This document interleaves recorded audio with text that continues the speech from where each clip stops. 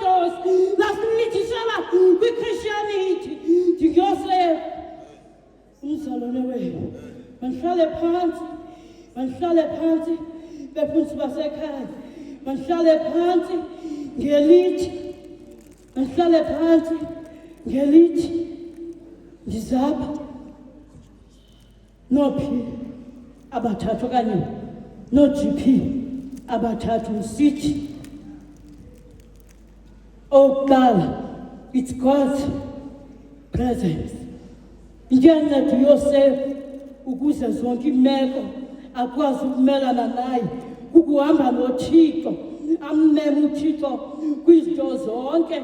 Yile nto eyanceda uEstere xa kwakufika ixesha lokokuba amasirayeli atshatyalaliswe wathi uEstere awubize uMordekhayi esangweni weva okokububi obukhoyo obuza kwehlela izwe lakokwabo. Here's an advantage yokubasindisa. Weva uEstere wathandaza kuThixo wanenzila yeentsuku ezintathu kwaquba uThixo uyeva ngokuya uThixo lefika uEstere engena ebhotwe ngendlela engaqhelekanga wazibonakalisa uThixo wathi ukumkani obesesihlalweni obebebuye mgotha uEstere wamnika indlebe yokumamela. Sinothi kanjalo xa simmemile wakho phakathi kwethu uGP wami wesibili endihalela sime kuye sigilja zasekhaya is God's protection. uIsrayeli xa zawungena eJerikho athabatha intlola zibe mbini eziyotshekisha ubume belizwe nendlela yokoyisa zithe zihlola sezingaphakathi zingene kwaRahab kwathi kanti abantu besizwe bevile ubiyihlola zihleli kwaRahab bahamba bawujonga kodwa uThixo wasebenzisa uRahab through action of faith ukukhusela intlola bezifikile wathi sezimkile. Ndizothetha loo nto kuni-guilders that let us be the guilders in faith with action.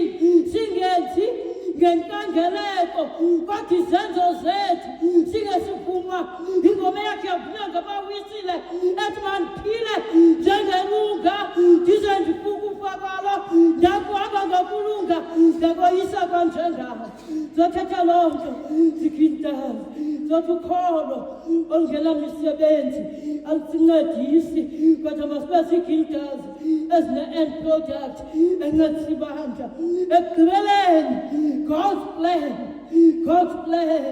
uEliya emva kokuprofetha kwakhe izinto ezizakwenzeka uprofetha echaza ukoma kwelizwe okokuba kuzibakho mvula yemenze loo nto watekiseka kodwa ndimona uEliya xa esanda ephumela kwicebo likaThixo ngendlela uYosefu ekuhambeke ngayo kwabakho ubomi evela uEliya selesondlwa ngamahlungulu kube begothiwe ngenxa yemeko yezinto ezibekwe nguThixo kuye kusinga icebo likaThixo liyabulawa kodwa wesuka uEliya wathi noxa kunjalo wathi xa kuthandazeni kwakhe xa selethandazela okokuba makubekho utshintsho elizweni ezirhalelwa nathi zigilja zasemkhosa singamtenga uThixo asikhulisele ibandla ngenxa yokwenza kwethu.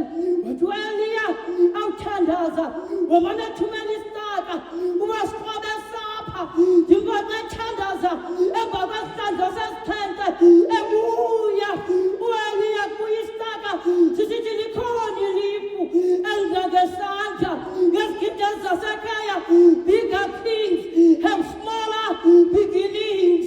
Zothi kuni don't lose hope. Let us carry our batons sibheke phambili sazi okokuba icebo likaThixo alitshintshi kodwa icebo likaThixo limingela phakade. Xa ndizawuyeka ndisuke kule ndawo ndiyathanda elibali likaYosefu ngoba lindikhumbuza imeko kaYesu ngoba uYosefu uza ebetrayed